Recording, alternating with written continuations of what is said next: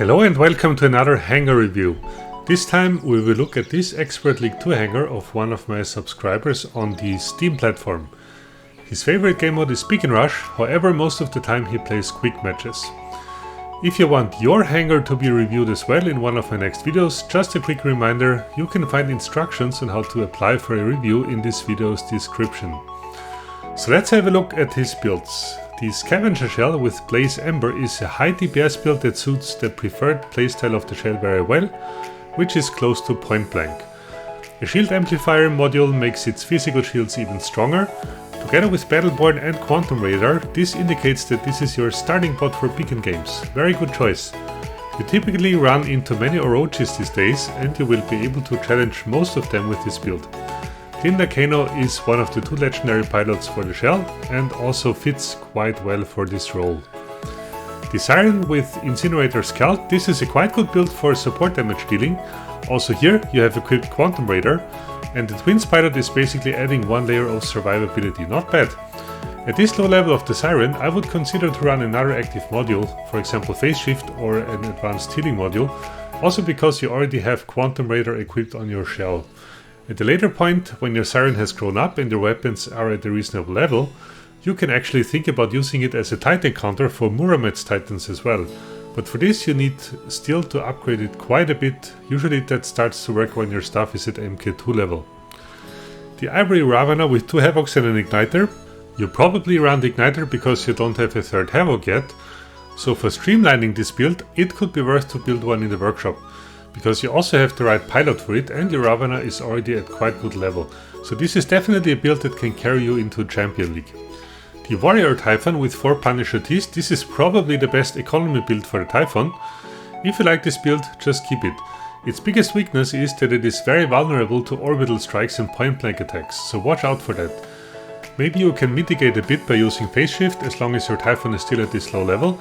When you advance to Master League and further, the 10-second reload time will become very annoying, so at this point you can think about replacing your Punishers one by one with something else, for example Pulsars, Scorchers, or, if you should ever get that many, 4 Rastors. This is probably the strongest Typhon build at the moment. But I'm almost sure that by the time that you would have replacements at a reasonable level, if you start leveling them up from 0, Pixonic will have come up with some new meta weapons and maybe all others are nerfed by then, who knows, so maybe it's best to just keep the Punishers for now.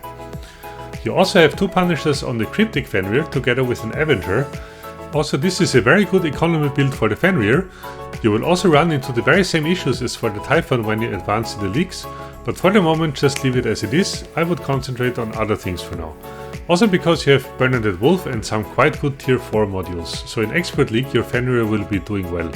At a later point, one option could be to switch to a Flames build. You already have an Ember and an Igniter. Apart from this, also Sonics, Acids, HMGs and Hybrids with the Puncher work great these days.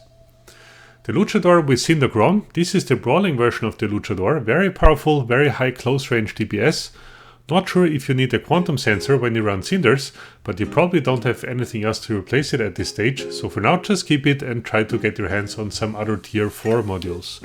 Especially 2 Titan anti-controls, which will make your Luchador immune to negative effects. So in short, this is a quite good hangar for Expert League 2. You use it as a universal hangar in quick matches and I can see how this can work quite well. 1 tanky beacon runner, 2 support damage dealers, a brawler and a tank. If you like this build, there's not a big need to change. Maybe some general advice: try to concentrate on modules a bit. Once all your builds are at level 9, you have lots of module slots to fill, and it's definitely worth to develop a few more tier 3 or tier 4 modules. The Black Market Silver Chest, for example, can be a quite good source for these. If you don't have so much resources to upgrade these, stay disciplined and wait for upgrade overdrive events, where all silver upgrades are 40% off. In the last months, they seem to happen more frequently now.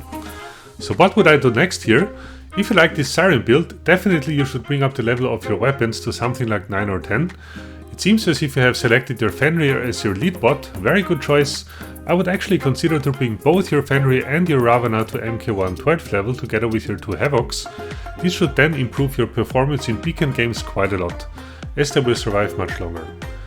For your Titan, if you like the playstyle, I would concentrate on increasing the level of your Sinners and your Cannibal Reactor. Keep in mind that your luchador is at quite low level, so it is very vulnerable to range builds, especially Muramets titans, so anti-control modules would definitely help.